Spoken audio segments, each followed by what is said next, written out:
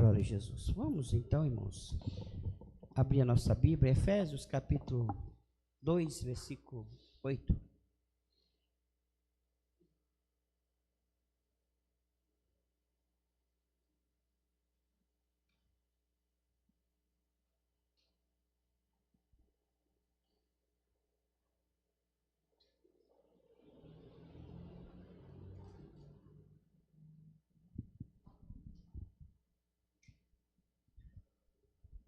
Efésios capítulo 2, versículo 8. Porque Efésios 2, versículo 8. Porque pela graça sois salvos, por meio da fé. Isso não vem de vós, é dom de Deus. Não vem das obras para que ninguém se glorie. Porque somos feituras suas, criadas em Cristo Jesus para as boas obras, as quais Deus preparou para que andássemos nela. Deus e Pai, no nome do Senhor Jesus Cristo, meu Deus, que o Senhor nessa noite venha abençoar os irmãos que ofertaram na sua casa, com o seu dízimo e com as suas ofertas. Prospera os teus servos, ajuda eles a vencer sobre a face dessa terra, meu Deus. Pai, repreende o devorador na vida dos teus servos em nome de Jesus. E por amor do seu povo, meu Deus, por amor da sua igreja, que o Senhor nessa noite venha nos dar ciência nessa palavra, através do seu espírito de sabedoria e inteligência, em nome do Senhor Jesus. Amém. Irmãos, hoje nós vamos falar um pouco sobre essa palavra, aprender um pouquinho sobre essa palavra. Muitas das vezes há muito engano sobre a questão, a fé, a graça de Deus e a salvação. Muitas vezes até a gente mesmo, algumas pessoas ficam confundidas a respeito da salvação. Mas vamos observar a salvação do Senhor. Quando Deus criou o homem, Deus criou o homem perfeito, um estado de perfeição. Então a única coisa que cabia aos homens é simplesmente seguir ao Senhor, assim como os anjos são perfeitos. E eles seguiram a Deus, servindo a Deus em todas as suas vidas. Só que, como os anjos de Deus, eles não servem a Deus por obrigação, eles servem a Deus por amor. Porque eles podem simplesmente escolher o outro lado, mas eles escolhem o lado de Deus. Assim Deus fez o homem, para que o homem também vivesse uma vida perfeita. Mas o homem, ele não quis essa vida perfeita, porque foi enganado por Satanás. Satanás primeiro enganou a Eva e depois enganou Adão. E a Eva enganou Adão. E a partir dali, o Senhor então prometeu uma salvação. Que salvação era essa? Para que esse homem voltasse ao estado de perfeição. Aquilo que ele acabou de perder por Satanás, quando ele foi enganado por ele, Deus agora lança ao homem um estado de salvação, uma promessa de salvação para ele através, só que o Senhor Jesus o Senhor nosso Deus falou que através do Senhor Jesus Cristo. Da semente da mulher nasceria um que pisaria na cabeça da serpente, não era? Esse seria o meio de salvação, o Senhor Jesus Cristo. E a partir do momento que o Senhor Jesus Cristo seria o único meio para que o homem se salvasse de quê? Se salvasse da condenação. Porque todos que estão fora de Jesus estão perdidos. Então a salvação é essa, e era somente através do Senhor Jesus Cristo. Vamos dar só uma conferida nisso, para nós entrar no assunto, né? Vamos lá, quando Deus faz a promessa. Gênesis 3:15, olha, você vê, o homem caiu, e agora Deus faz uma promessa. E porém inimizade entre ti e a mulher, e entre a tua semente e a sua semente, esta te ferirá a cabeça, e tu lhe ferirás o calcanhar. Amém. Tá vendo? Vamos voltar um pouquinho antes. Quando esse homem tinha um contato permanente com Deus. Vamos lá. E o Senhor falava com o homem na viração do dia. 3:8. E ouviram a voz do Senhor Deus que passeava no jardim pela viração do dia. Escondeu-se Adão e a sua mulher da presença do Senhor Deus entre as árvores do jardim. E chamou o Senhor Deus a Adão e disse-lhe: onde estás? E ele disse: ouvi a tua voz soar no jardim, temi, porque estava nu e escondi-me.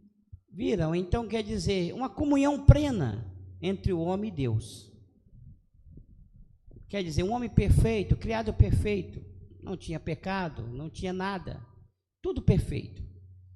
Agora, a partir deste momento, a que aquele homem aceitou o que o diabo ofereceu, a Bíblia fala que esse homem agora começou a ter um problema sério.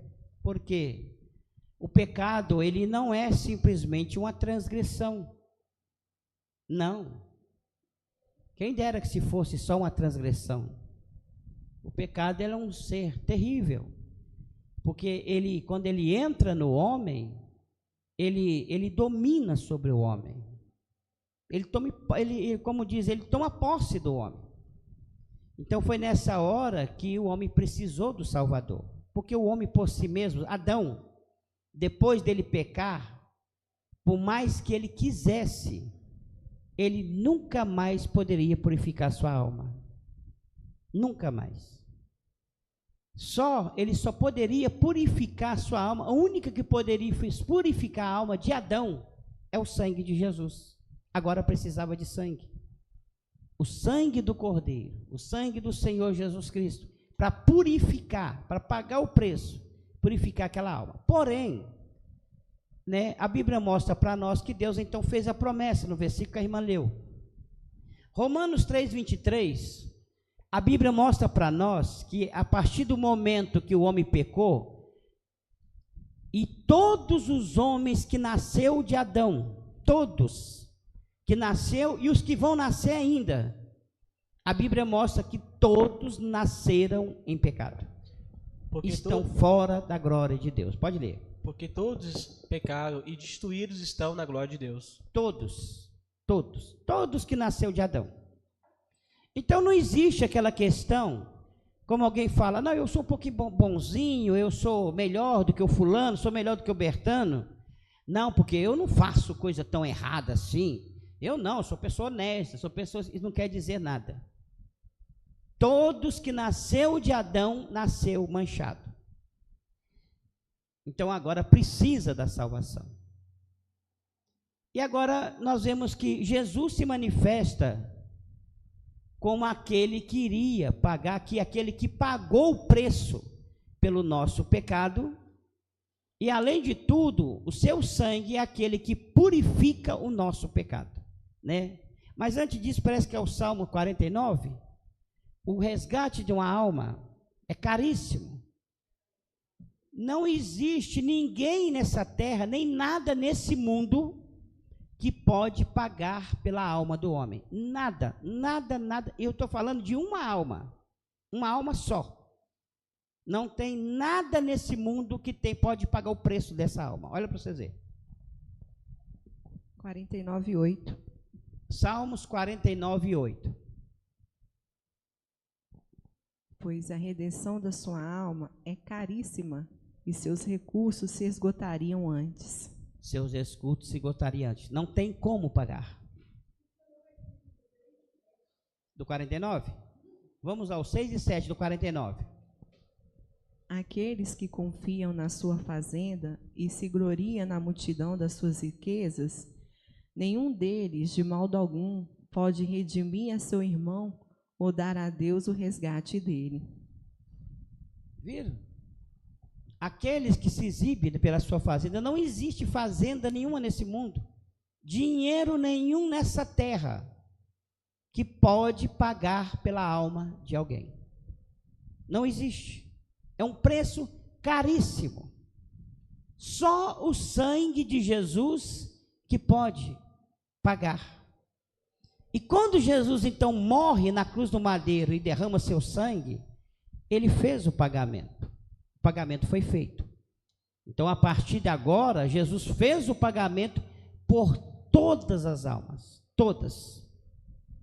O sangue de Jesus, ele comprou todas as almas que tem nessa terra e as que vão nascer também. Todas, todas. Os que vão nascer ainda já foi comprado por Jesus. Porém, né? Vamos lá. Quando João, o apóstolo João, profeta João, né? Quando o profeta João, ele viu o Senhor Jesus Cristo passando um dia, quando ele estava pregando, ele falou uma palavra: eis aí o Cordeiro de Deus, não é isso? Que tira o pecado do mundo. Vamos lá, parece que é Evangelho de João 1:29. No dia seguinte, João viu a Jesus que vinha para ele e disse: eis o Cordeiro de Deus, que tira o pecado do mundo. Viram? O que Jesus estava fazendo? Encobrindo o pecado? Não, tirando o pecado. Eis o Cordeiro de Deus que tira o pecado do mundo, né? Jesus morre, ressuscita. A partir do momento que Jesus morreu, ele paga o preço. Quando Jesus morreu e ele ressuscita, ele garante, porque ele está vivo. Ele garante todas as promessas, porque é ele mesmo que fez as promessas e ele reviveu. Ele não reviveu, né? A Bíblia fala que ele ressuscitou, não é? Ressuscitou.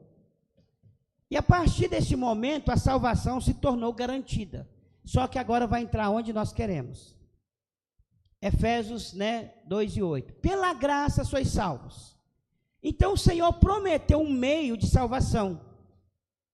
Salvação. Nenhum homem pode se salvar. Nós vemos isso. Ninguém pode morrer para mim, para me salvar. Ninguém.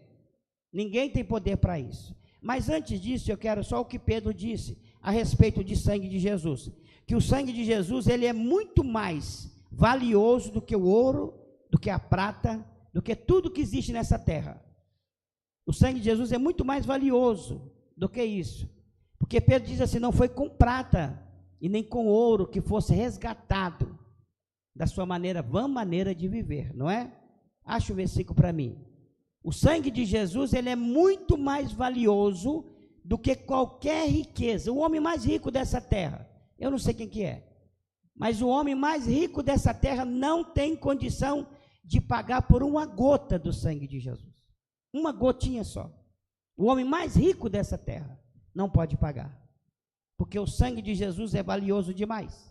Acharam? 1 Pedro 1:18 e 19. Sabendo que não foi com coisas corruptíveis, como prata ou ouro, que fostes resgatado da vossa vã maneira de viver, que por tradição recebeste dos vossos pais, mas com o precioso sangue de Cristo, como de um cordeiro imaculado e incontaminado. Viu? O sangue não é ouro, não é prata, não tem nada na terra que pode pagar por uma gotinha do sangue de Jesus. Nada nessa terra, uma gotinha só. Não tem uma riqueza na terra que pode pagar, porque é um sangue muito valioso, porque ele purifica o pecado. E além de tudo, o sangue de Jesus, ele não vale só na terra.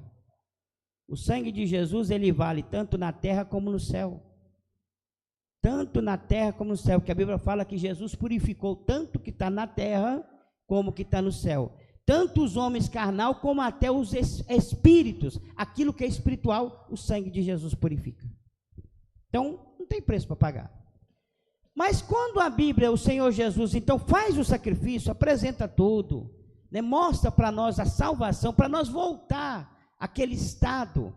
Só que Jesus colocou primeiramente o primeiro ponto para nós alcançar essa salvação. O primeiro ponto da salvação. E quem sabe que é o primeiro ponto da salvação? João Batista falava muito sobre ele. arrependimento. Arrependimento. Vocês viram? João Batista, a primeira palavra de João Batista na sua pregação foi o quê? Arrependei-vos, porque é chegado o reino do céu. O primeiro ponto da salvação é o arrependimento. Vamos lá.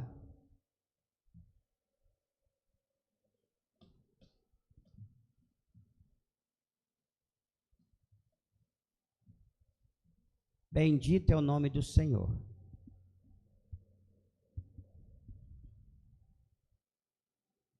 É Mateus 3:2. Volta o 3, começa no primeiro, 3 primeiro.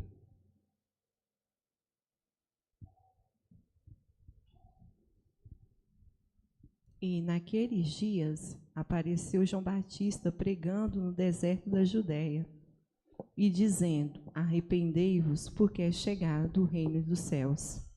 Amém. Arrependei-vos. Sabe o que quer dizer arrepender-se? Por que hoje o Senhor me tocou para falar sobre isso? Os irmãos sabem que nós estamos vivendo a última era, né? E talvez pode ser até a última geração, não sei. Deus sabe, né? Nós não estamos aqui para falar o dia que Jesus vai voltar, mas uma das últimas, ou se não for a última, é uma delas. E nessa última geração, a única coisa que eles não têm é arrependimento. Eles ensinaram, através das ideologias e também da teologia, que não precisa haver arrependimento. Nós não temos que arrepender. E o primeiro passo da salvação é arrependimento. Arrepender-se.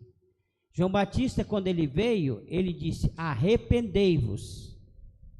Esse arrependimento, ele não se refere aos que não são crentes, não só aqueles que não são crentes, ou aqueles que nunca ouviram o evangelho, não é só para eles.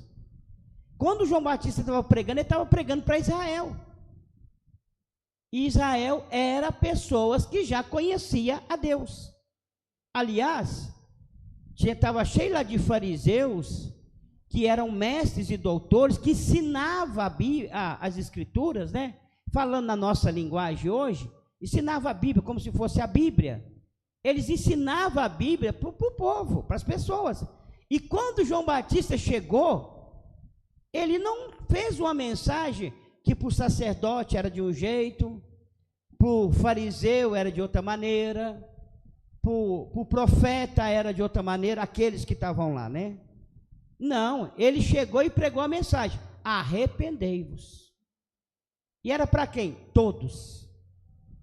Arrependei-vos, porque é chegado o reino dos céus. Então o evangelho de Jesus, ele vem com o arrependimento, é o primeiro passo.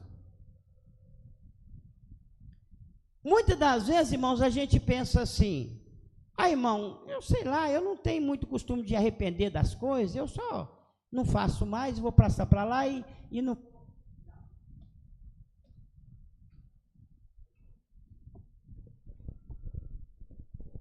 Glória a Deus. O arrependimento, ele vem de muitas formas. De muitas formas. Muitas vezes o arrependimento, ele não vem simplesmente depois que eu cometi um erro e na mesma hora eu me arrependi. Não. Mas o arrependimento, ele vem de uma forma na nossa vida a partir, primeiramente, quando a palavra de Deus chega. Vem o arrependimento. Davi, justamente. Vamos lá no Davi. Vocês observam que Zaqueu também, né? Vamos lá no Davi. Quando Davi pecou, e pecou feio, vocês viram que Davi gastou, ele já era um crente, e já servia a Deus. É um homem segundo o coração de Deus.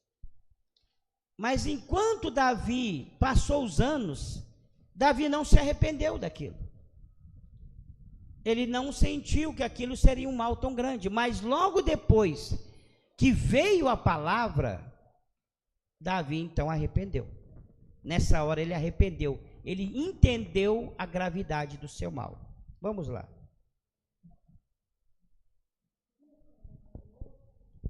Segunda Samuel.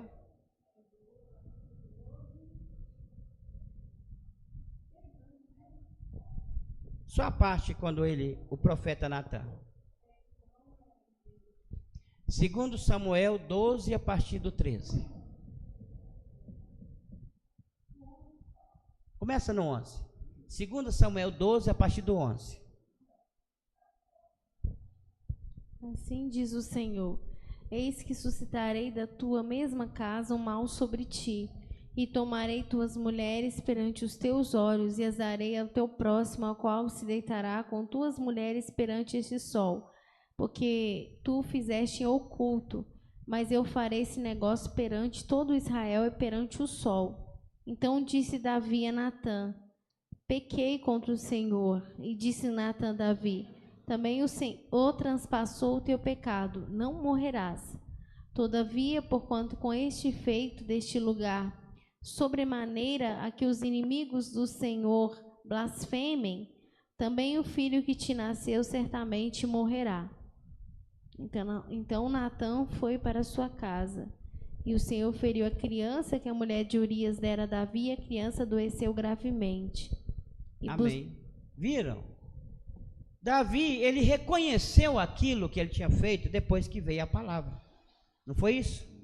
Até o momento parecia que não tinha feito nada errado. Porque até uma questão, não, Deus, né, vai perdoar, Deus faz isso, Deus é bom, aquela coisa toda, mas não. Na hora que veio a palavra, veio o arrependimento. Não sei se os irmãos estão conseguindo entender. O arrependimento, ele vem com a palavra. É na hora que vem a palavra da verdade, né? Pastor, e tanto que Davi ele arrependeu que nunca mais ele cometeu o mesmo erro. Nunca mais, não é? Agora, existe uma diferença de arrependimento e de remorso? Existe. O remorso não interessa para Deus. Remorso não importa para Deus. Mas o arrependimento importa para Deus. Isso que nós precisamos. Arrepender-vos. O arrependimento interessa para Deus, mas remorso não. Justamente, o Saul, vamos lá no Saul. Saul foi alguém que teve um remorso. Ele não deu ouvido à voz de Deus e depois ficou com remorso, mas ele não teve arrependimento. Vamos lá. Engraçado que ele falou a mesma coisa que Davi: pequei contra o Senhor. Vai ver que é igualzinho. Verdade. Pode ler. Esse é 2 Samuel, 1 Samuel 15, por aí, 17, sei lá. Não.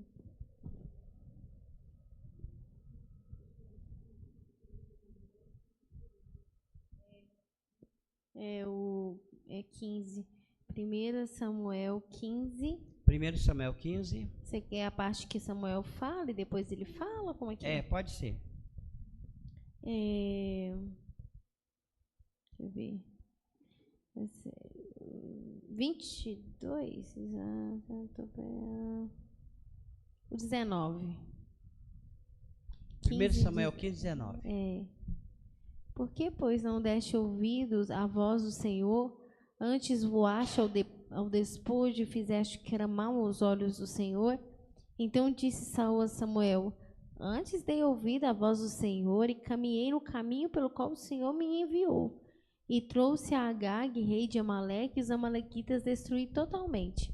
Mas o povo tomou do despojo ovelhas e vacas, o melhor do interdito, para oferecer ao Senhor teu Deus em Gilgal. Porém Samuel disse: tem porventura o Senhor tanto prazer em holocaustos e sacrifícios, como que se obedeça a palavra do Senhor? Eis que obedecer é melhor do que sacrificar, e o atender melhor é do que a gordura de carneiros, porque a rebelião é como o pecado de feitiçaria, e o porfiar é como a iniquidade e idolatria. porquanto tu rejeitastes a palavra do Senhor, ele também te rejeitou a ti, para que não sejas rei. Então disse Saul a Samuel: pequei, porquanto tenho transpassado o dito do Senhor e as tuas palavras, porque temi o povo e dei ouvidos à sua voz. Agora, pois, te rogo, perdoa-me o meu pecado e volta comigo para que adore ao Senhor. Porém, Samuel disse a Saul: não tornarei contigo, porquanto rejeitastes a palavra do Senhor, já te rejeitou o Senhor para que não sejas rei sobre Israel. E virando-se Samuel para se ir, ele lhe pegou pela borda da capa e a rasgou. Então Samuel lhe disse: o Senhor tem rasgado de ti hoje o reino de Israel e o tem dado ao teu próximo melhor do que tu. Viram uns pontos que era só remorso? Primeiramente, Saul disse a Samuel: eu cumpri a palavra de Deus, né? Volta o versículo, Paulo. Eu cumpri a palavra de Deus, né? E ele sabia que não tinha cumprido. Não tinha, você viu? Ele justificou. E disse Saul a Samuel: eu pequei. Não, volta, Paulo. Volta mais. Volta mais. Volta. O próximo. E disse Saul a Samuel: antes dei ouvido à voz do Senhor, e caminhei no caminho pelo qual o Senhor me enviou. Trouxe Agag, rei de Amaleque, e os amalequitas destruí totalmente. Está vendo? Ele justificou. Agora aqui, o outro. Mas o povo tomou do despojo das ovelhas e vacas o melhor interdito para oferecer ao Senhor teu Deus em Gigal. Viram aqui? Veio a justificativa. Não, eu cumpri o que Deus... Não, cumpriu não. Você não cumpriu não. Samuel disse: não, você não fez o que Deus mandou. Ah, não, o que não? A minha parte eu fiz. Fui lá, peguei o rei está aí, ó. O povo também, exterminei tudo. Mas o povo de Israel que quis, eles queriam, né, o despojo e tal, aí eu deixei, né? Mas é eles, não era eu, por causa deles. O Samuel falou assim: não existe justificativa não, Saul. Você rejeitou a palavra, e Deus também está te rejeitando agora. Entenderam? É engraçado, Deus conhece a personalidade do homem. Você vê, nesse momento ele justifica e fala como se fosse o povo. Então, cadê a autoridade dele sobre o povo? Porque me parece que lá na frente... Porque quando ele estava guerreando contra, eu esqueci agora qual nação, ele proibiu o povo de comer. Justamente. E falou que quem comesse ele matava. E isso foi uma ordem da ideia dele, né? Não foi nem Deus que mandou. Ele não teve pulso firme para ordenar? Justamente. E ainda, se eles não entram, ó Deus, ele tinha matado o filho dele. Porque ele tinha dito uma palavra e não podia voltar atrás. Ele quase que ele matou o próprio filho. A palavra dele, ele fez questão de querer cumprir, mas a de Deus não. Não. Justamente, está vendo? Não houve arrependimento dele. Não houve remorso. E na hora que o profeta falou com ele: não, Deus já rejeitou, então vai lá comigo. Ele disse: não, o profeta diz: não posso ir, não vou não, você já rejeitou, Deus também te deixou embora. Na hora que o profeta vai saindo, o que ele faz? Ele rasga a roupa do profeta, não é isso? Queria que o profeta viesse à força. Você tem que vir, não, você vai ter que vir, não é isso? O profeta saiu, do mesmo jeito que você rasgou minha roupa, Deus está rasgando o seu reino. E foi embora. Viram? Não houve arrependimento. Não houve da parte de Saul. Porém, e nós vimos que ele não alcançou a vitória. Mas nós já vemos um outro caso, até que o Pedro citou, do Zaqueu. Quando Zaqueu, até aqueles dias, Zaqueu também, ele ouvia falar de Jesus. Ele com certeza ouvia falar dos fariseus. Havia certos comentários a respeito dos fariseus, do Gamaliel, do Nicodemos, homens muito sábios, inteligência de sabedoria humana, só não tinha de Deus, mas tinha humana, né? E quer dizer, usando o nome de Deus, mas isso não mudava Zaqueu. De forma nenhuma. Mas quando Zaqueu ouve a voz do Senhor, o Senhor Jesus, o arrependimento veio. O arrependimento veio, e não precisou nem Jesus falar nada.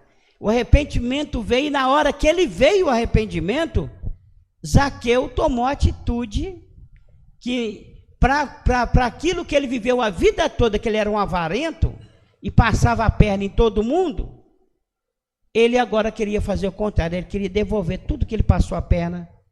Aquele que era um homem avarento, agora se tornou um homem, não, eu prefiro ficar pobre, mas eu estou arrependido do que eu fiz, dessa vida que eu estou levando. Não é isso? Vamos lá, com o filho de Zaqueu.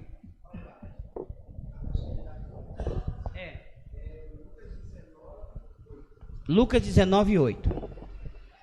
E levantando-se Zaqueu, disse ao Senhor: Senhor, eis que eu dou aos pobres metade dos meus bens, e se em alguma coisa tenho defraudado alguém, o restituo quadruplicado. E disse-lhe Jesus: hoje veio salvação a esta casa, pois também este é filho de Abraão. Amém. Viram? Hoje veio, porque primeiro veio um arrependimento. E na hora do arrependimento, Zaqueu, quando ele olhava para Jesus, ele começava a pensar: puxa vida, e para que eu estou fazendo isso, gente? Para que eu estou querendo passar a perna no fulano, para me ficar mais rico?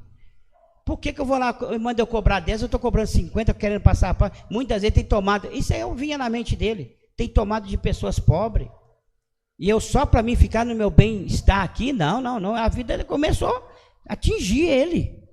Não, de jeito nenhum. Só que aí, aqui que entra um ponto-chave. Porque um primeiro ponto da salvação é o arrependimento, mas tem um segundo. E justamente o segundo é o que Zaqueu adquiriu.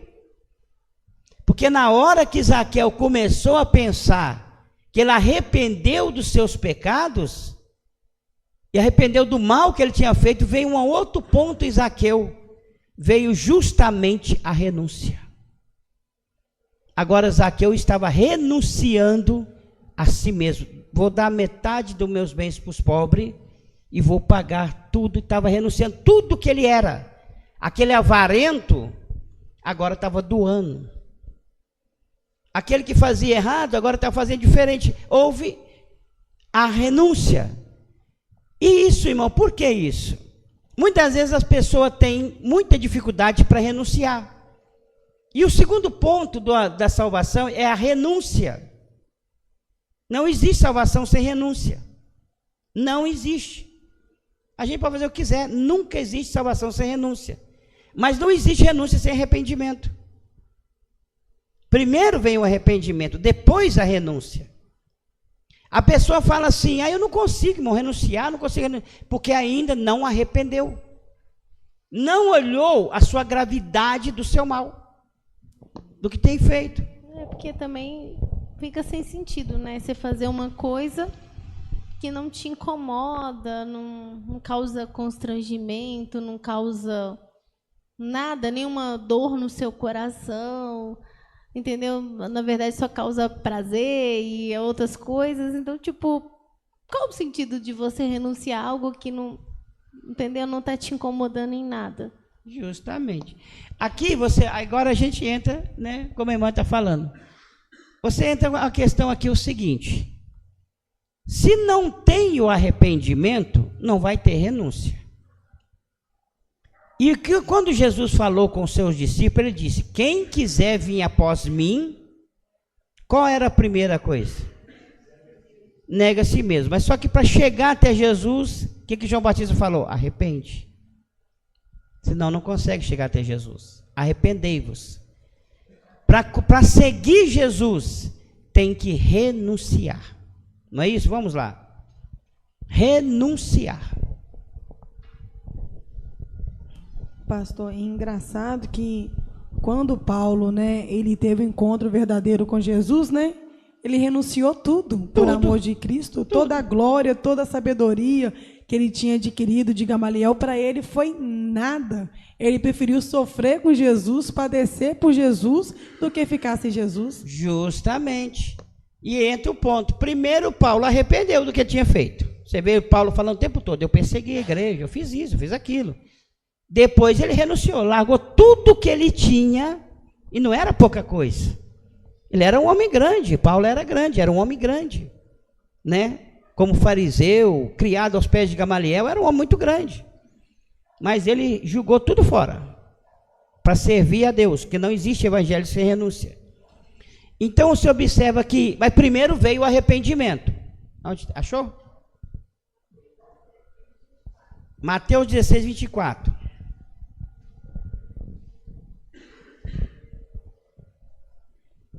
Então disse Jesus aos seus discípulos: se alguém quiser vir após mim, renuncie-se a si mesmo, tome a sua cruz e siga-me. Tá vendo? Quem quiser vir após mim, renuncie a si mesmo, toma a cruz e siga. Por quê? Quando a gente não renuncia, a gente começa a pensar que tudo que a gente está fazendo para Deus, a gente está fazendo muito. Muito. Eu larguei isso para Deus, eu também larguei aquilo, eu já não faço mais aquilo ali, porque por causa de Deus, e chega um ponto que você começa a achar que tudo que você está fazendo já é muito. Nossa, tem que largar isso também? Nossa, isso também? Não, mais isso? Não aguento não, porque tudo é muito, porque não houve arrependimento, e também não há renúncia. Então a gente fica tipo assim, eu estou seguindo, você vê que muitos seguem a Jesus assim, ele segue a Jesus, mas ele só renuncia até certo ponto. Até certo ponto, enquanto que aquele ponto que ele está renunciando, não vai prejudicar ele. Igual o jovem rico. Você vê, guardou todos os mandamentos, só na hora de largar a riqueza que ele não tinha jeito. Porque não houve renúncia, não houve arrependimento do seu mal. Né? Então agora, irmãos, nós vamos entender só um ponto aqui chave, né? Já rapidamente. Quando a Bíblia fala aqui, pela graça sois salvos, e hoje muitas vezes eles usam o termo que, como se Deus tivesse falado assim, de graça sois salvos. A Bíblia nunca falou que é de graça. Não, a Bíblia disse pela graça sois salvos. Pela graça, não é de graça que nós somos salvos. Ela vem pela graça. Aí a Bíblia fala assim, não vem das obras. Qual obras são essas? É a caridade, obras de caridade. Estou fazendo bem para alguém, sou uma pessoa bonzinha, pago minhas contas. Isso não quer dizer nada para salvação. Não, isso aí é atitude de crente salvo. Mas não quer dizer que porque você paga a sua conta que você vai ser salvo por causa disso. Não. Mas o Senhor Jesus falou uma coisa, que só havia um meio de você ser salvo. Deus preparou para nós, pela graça, não é de graça.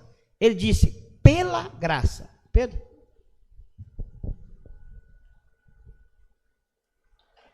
Posso ler o versículo? Pode.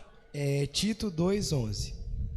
Porque a graça de Deus se há manifestado, trazendo salvação a todos os homens, ensinando-nos que, renunciando à impiedade e às concupiscências mundanas, vivamos neste presente século sóbria e justa, piamente, aguardando a bem-aventurada esperança e o aparecimento da glória do grande Deus e nosso Senhor Jesus Cristo, a qual se deu a si mesmo por nós para nos remir de toda iniquidade e purificar para si um povo seu especial, zeloso e de boas obras. Viram? Quando a Bíblia usa o termo pela graça, agora, quem é essa graça? Jesus não está falando, de graça sois salvo. Ele disse, ele pagou o preço por nós? Pagou. O preço foi pago? Foi. Mas por quem que nós somos salvos? Pela graça. Aí agora, com o versículo que o Pedro leu, a Bíblia ensina sobre essa graça. Quem é essa graça? Aqui, ó. Porque a graça de Deus, né, se manifestou, trazendo salvação a todos os homens. Aí, olha para você ver. Volta aqui, Paulo. A graça de Deus manifestou, trazendo salvação a todos os homens. Vírgula. Se nós tivéssemos um ponto final, quer dizer, a graça de Deus já manifestou, trazendo salvação para todos os homens. Morreu a história. Não é? Ali não tem um ponto final, ele tem uma vírgula. Que quer dizer que o assunto continua. O assunto está continuando. Irmã? Na verdade, a graça resume em oportunidade, né? Oportunidade. Ela é uma oportunidade. A De pessoa ser salvo. de ser salvo. Porque as pessoas pensam que ela A graça se manifestou trazendo salvação no sentido assim, então, uma vez que Jesus morreu, está todo mundo salvo. E não está. Ela é uma oportunidade de ser salvo. Justamente, uma oportunidade, uma chance, não é? Agora entra a questão aqui. Essa graça, aqui ó, a graça de manifestação dos homens, vírgula. Vamos continuar o assunto, ainda não acabou a frase. Ensinando o quê? Quem vai nos ensinar? A própria graça. A graça está nos ensinando, porque está falando dela. Não parou o assunto lá em cima, não tem um ponto final lá. Ela continua, tem uma vírgula. Então está falando da graça. A graça ensinando-nos que a graça não vai nos ensinar. Essa oportunidade que Deus nos deu, ela está nos ensinando o quê? Olha a palavra, o primeiro ponto da salvação. Renunciando à impiedade, às concupiscências mundanas. Está vendo? Concupiscências mundanas. O que é concupiscências? Pecado, iniquidade, não é? A Bíblia fala que a concupiscência é iniquidade. Mundanas. Mundanas é o quê? Do mundo. Não é isso? Mundanas. Tudo que não vem de Jesus, não vem do espiritual de Jesus, é mundano. Tudo que não vem de Jesus é mundano. Concupiscências mundanas, vivamos nesse presente século, sóbrio, justo e piamente. Então quer dizer, vírgula, não terminou a frase. Então vamos continuar a frase. Aguardando a bem-aventurada esperança do aparecimento da glória de Deus, né? E nosso Senhor Jesus Cristo, vírgula, ainda não terminou o assunto. A qual se deu a si mesmo por nós para nos redimir de toda iniquidade, purificar para si um povo seu, zeloso e de boas obras. Ponto final. Agora acabou. Viu? Acabou a frase. Foi um ponto final. Viram, irmãos? Essa graça, né, ela vem baseada em arrependimento e renúncia. Arrependimento e renúncia. O Pedro, o apóstolo Pedro, ele era um homem. É porque ele era um pescador. E você sabe que pescador não tem medo de nada. Porque é para ele ficar lá no meio não é, nós vai para a lagoa aqui, né? Mas eles vão para o mar, eles iam no mar. Então não pode ser cara medroso. Tem que ser gente corajoso mesmo. E Pedro estava lá, ele era uma pessoa corajosa. E você pode ver que toda a atitude de Pedro durante o tempo de Jesus, ele gostava de resolver na raça. O tempo todo. Tanto que na hora que ele falou com Jesus que ele não ia negar, ele estava ainda na raça. Ele falou pelo peito e na raça. Não, todos podem negar o Senhor, mas eu não. Ele falou isso na raça, no peito e na raça. Mas na hora que ele negou, quando ele olha para Jesus, a Bíblia fala que ele chorou como uma criança. Ele chorou amargamente. Na hora que ele estava negando, talvez ele não tinha visto Jesus ainda, né? Então ele lá vai negando, estava tudo certo. Mas na hora que o galo cantou, opa, ele ouviu a voz de Jesus. Pedro, nessa noite, Jesus olhou para ele e a lágrima desceu. Aquele homem, como diz, que não tinha medo de nada, enfrentava tudo no peito e na raça, chorou como uma criança. O que era isso? Arrependimento.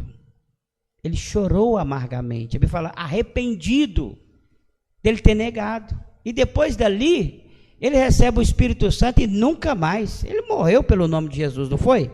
Mas precisou do arrependimento. Olha aí, vamos lá, onde está? Lucas 22, 61. E virando-se o Senhor, olhou para Pedro, e Pedro lembrou-se da palavra do Senhor, como lhe havia dito, antes que o galo cante hoje, me negarás 3 vezes. E saindo Pedro para fora, chorou amargamente. Viu? Pedro saiu para fora e chorou amargamente. Aquele homem forte, aquele homem que enfrentava, ele queria até enfrentar o exército, né? Na hora que os vieram prender Jesus, não pode deixar Jesus, nós resolvemos na espada aqui, nós enfrentamos todo mundo aqui, não é? Aquele homem valentão. Mas naquele momento ele chorou como uma criança, porque aquilo é mais forte, o arrependimento. Então, irmãos, nós vemos que esse arrependimento é justamente o que eles têm tentado tirar dos últimos dias. Né? Dos últimos dias, a pessoa não se arrepender. Né? Quando nós não temos esse arrependimento, nós também não temos gratidão. Ela não vem em nós. E nós, quantas pessoas hoje que você vê, Jesus morreu por nós. Jesus morreu por nós. Né? Morreu, mas ele é Deus, né? Então ele morreu por nós. A pessoa ainda, porque ele ainda não entendeu que Jesus, quando veio como homem, sentiu a dor que nós sentimos, mesma emoção que nós sentimos, sentiu naquele momento as mesmas afrontas que a gente sente, porque ele era um ser humano. Já viu quando alguém afronta você, você não fica nervoso? Você fica com vontade de pular no pescoço do sujeito? E Jesus, ele era Deus. Ele esteve em glória. Ele poderia acabar com aquilo ali a hora que quisesse. A hora que ele quisesse. Vocês viram que quando Pilatos disse que tinha poder sobre ele, você, se eu quisesse, eu pediria meu pai 12 legiões de anjos e acabava com isso aqui agora. Nós ia acabar com isso aqui agora, se eu quisesse. Mas na hora que ele ofereceu o seu sacrifício, meu Deus, quando você começa a ter o arrependimento, a renúncia e a gratidão, e você olha para o sacrifício de Jesus, você chora. A lágrima desce, você não aguenta. Porque não é pouquinha coisa não, irmão. Não é a mesma coisa do, como é que chama aquele homem da independência, meu Deus do céu?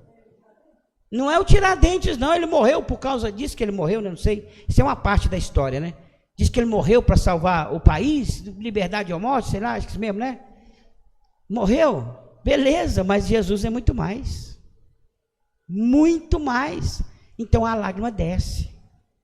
E nessa hora que vem esse sentimento no coração do homem, que também é por Deus, é a hora então, irmão, que você consegue entender o mistério da salvação.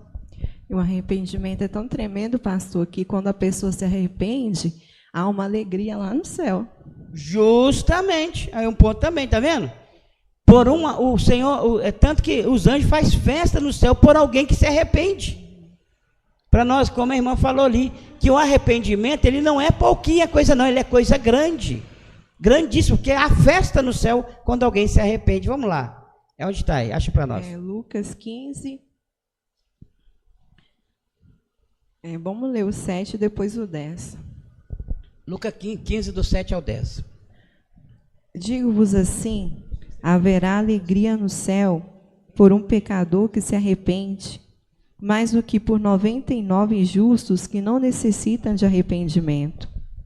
Ou qual a mulher que, tendo 10 dracmas, se perder uma dracma, não acende a candeia e varre a casa e busca com diligência até achar? E achando, convoca as amigas e vizinhas, dizendo, alegrai-vos comigo, porque já achei a dracma perdida. Assim vos digo que há alegria diante dos anjos de Deus por um pecador que se arrepende. Viram? Meu Deus, o Senhor nosso Deus, é uma alegria dos anjos, é uma festa no céu, por alguém que se arrepende, porque o arrependimento não é uma coisinha tão simples. Não é uma coisa tão simples assim, não. Só arrependi e tal. Não. É uma coisa muito grande, que tem alegria no céu por isso, né? Então, esse arrependimento, assim, vamos falar, assim no mundo natural, a gente pensa, a pessoa se entristeceu, né, sentiu pesar pelo aquele ato que cometeu e tal.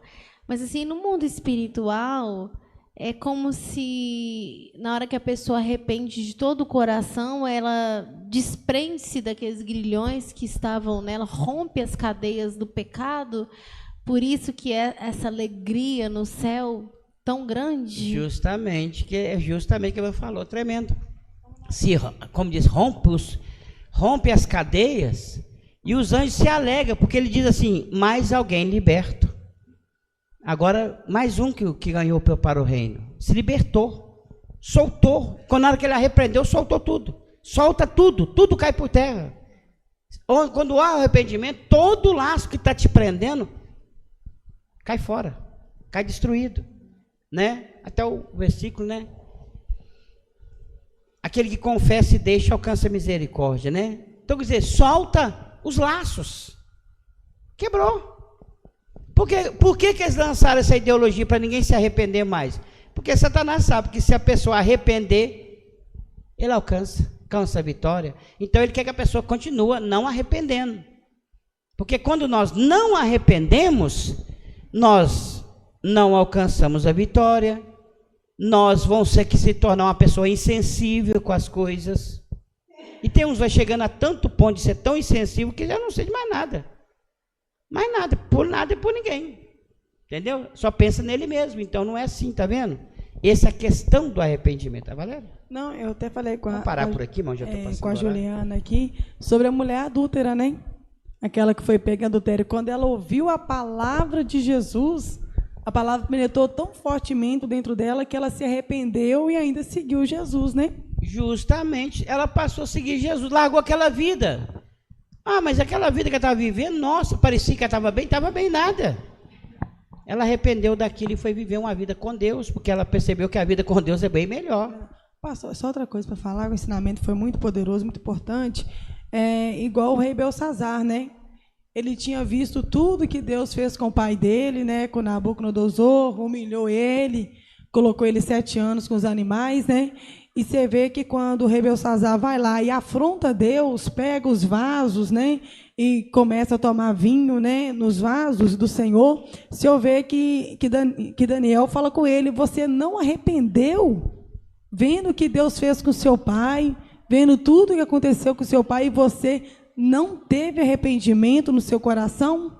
E você viu que ele não se arrependeu e ele foi julgado, né, a sentença dele, Deus deu a sentença para ele. Por isso que é tão importante a gente arrepender de coração, para que a mão do Senhor também... Não, é claro que a gente não vai arrepender fazendo berganha com Deus, né? Não, Senhor, vou arrepender aqui, para as mãos do Senhor não vir contra mim. Não, não é esse arrependimento, mas é aquele arrependimento do fundo da alma, assim, puxa vida, eu pequei contra aquele que não merecia, eu entristeci a Deus que é tão bom. É esse arrependimento, porque se a pessoa também ter um falso arrependimento, também não vai resolver para ele nada. Verdade. Porque o que conta é o verdadeiro. Por que você está arrependendo? Mas por quê? Você está arrependendo comendo. Espera só um pouquinho, Valério. Seu pai queria fazer uma pergunta.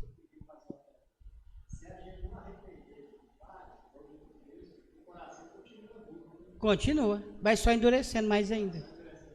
Justamente. Perdoa e o laço quebra. Né? Amém com Jesus.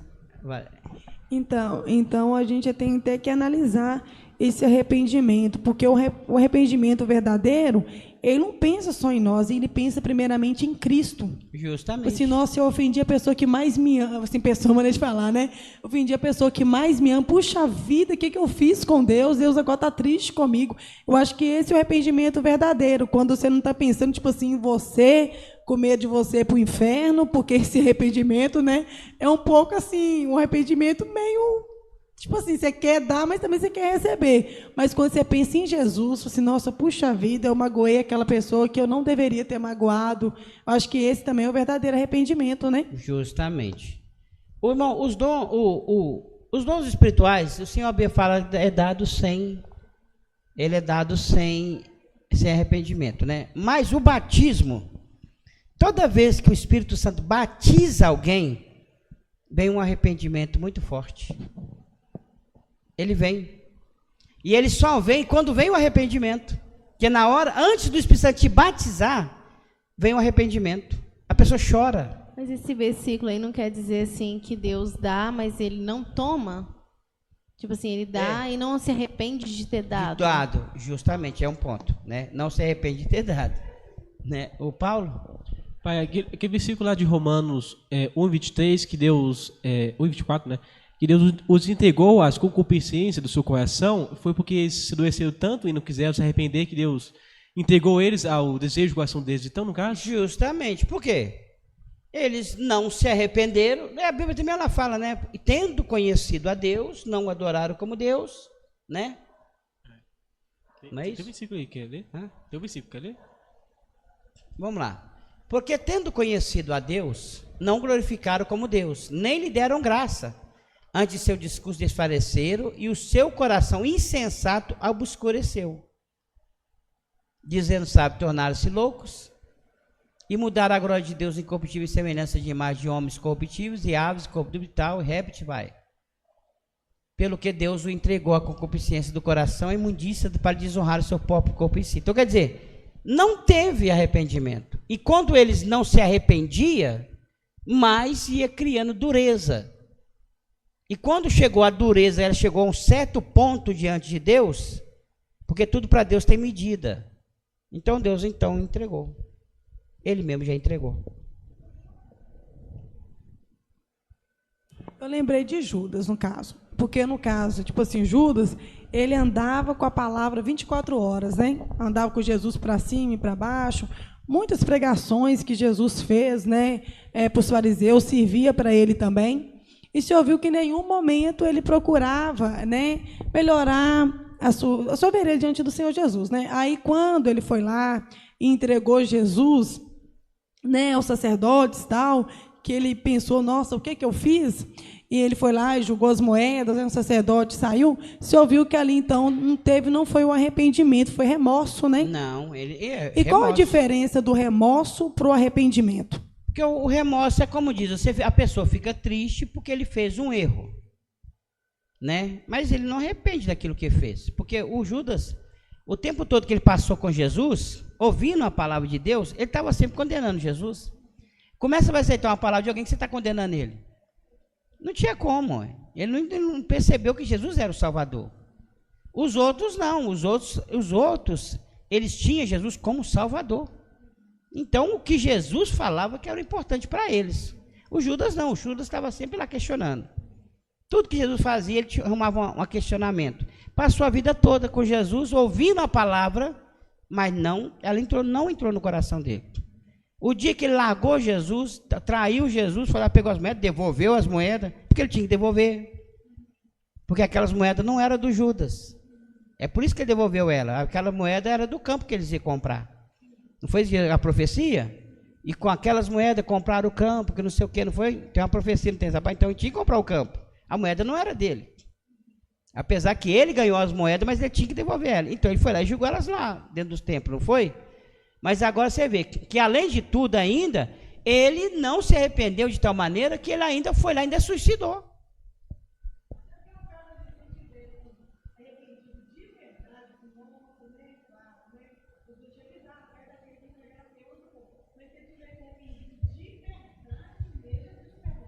Poderia mudar a situação, né?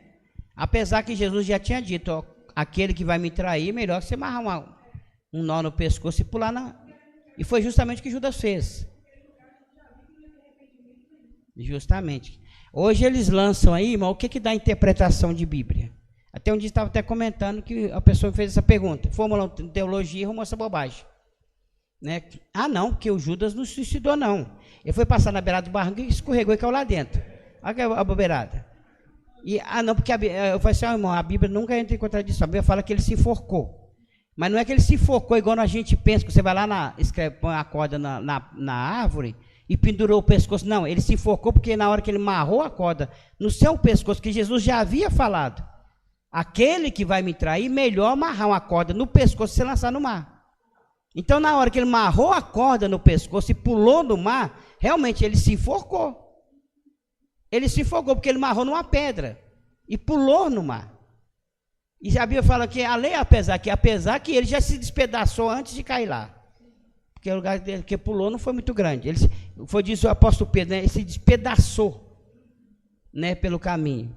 Então, quer dizer, a Bíblia não mente, mas não tem contradição na Bíblia. Né? Mas eles começam a inventar moda. Então, você vê, não houve arrependimento de Judas. Ao contrário. Talvez uma justificativa. Né? Então, já que eu fiz isso, eu vou tirar minha vida, porque a pessoa está justificando.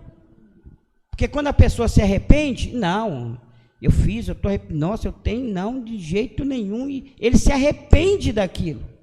Não vai fazer mais. Mas se eu estou tirando a minha vida, eu não estou arrependido, estou pagando a minha vida, pagando por aquilo que eu fiz. Eu quero fazer uma pergunta. Vamos supor, É igual as pessoas estão, né, com essa ideologia na mente que a pessoa não deve arrepender de nada do que ela fez, mas arrepender daquilo que ela não fez. Aí vamos supor que o senhor pregou no ensinamento, vamos supor que a pessoa tem muita dificuldade do arrependimento, não consegue arrepender de nada. Qual o primeiro passo que a pessoa deve fazer para ele poder adquirir esse arrependimento verdadeiro diante do Senhor? Ele vai ter que orar a Deus, com certeza, né? Pedir a Deus misericórdia, que se a pessoa tem essa dificuldade, quer dizer que a mente está cheia de ideologia. Primeiro ponto, tirar essas ideologias, joga elas fora. Joga tudo fora. Porque, como diz, isso aí é só para combater contra o evangelho, né? Ele vai ter que pedir, orar a Deus, e para que o Senhor começa a mostrar para ele, abrir o entendimento dele, para ele entender o sacrifício de Jesus, né? O estado dele, o estado daquela pessoa. Não, gente, eu fiz isso, fiz aquilo. Então aí, automaticamente, aí começa a vir arrependimento. Porque a gente, você pode ver que a maioria, quando a gente não arrepende, que a gente acha que a gente não está tão errado assim. Você está só um pouquinho. Está tanto não, entendeu? É o que eles falam, que você nunca tá, a gente nunca está errado, então mais do que certo. É porque eu errei aqui, mas o outro errou mais. Não existe isso. Arrependimento é só eu. Eu olhando para mim e examinando a minha própria vida. Amém? Vamos terminar então, irmão, em nome de Jesus? Passou do horário.